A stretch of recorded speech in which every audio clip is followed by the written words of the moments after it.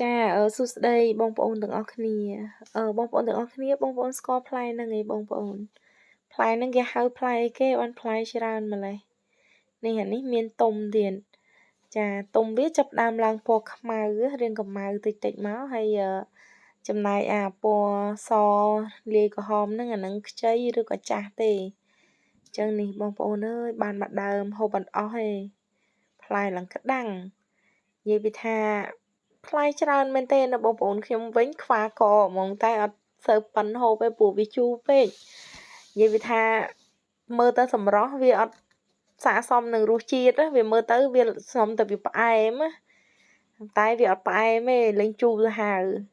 អញ្ចឹងនេះមើលផ្លែគេមកចកោមឡើងចង់4ដល់20ផ្លែចាហើយខ្ញុំថតពេលហ្នឹងគឺខ្ញុំថតពេលល្ងាចទេបងប្អូនឃើញវាល្អពេកទៅក៏កាន់ថតទៅចែករំលែកបងប្អូនបានទស្សនាទាំងអស់គ្នាចាចំពោះផ្លែវានេះរសជាតិវាជូរអត់ផ្អែមទេហើយបានមកដើមហ្នឹងសូម្បីតែក្មេងក៏គាត់បេះបានដែរព្រោះរិសាវាទាបបើយើងកាត់វាកម្ពស់ប៉ុណ្ណាក៏បានដែរវាមានផ្លែដែរហើយវាអត់មានរដូវមានប្រាំងទេគឺវាផ្លែរហូតអាពេលខែណាក៏តែវាផ្លែផ្ការហូតហ្នឹងវាអត់មានខែណាមិនផ្លែខែណាផ្លែអត់ទេអញ្ចឹងនេះពេលវាអស់ផ្លែម្សាហ្នឹងគឺវាចាប់ផ្ដើម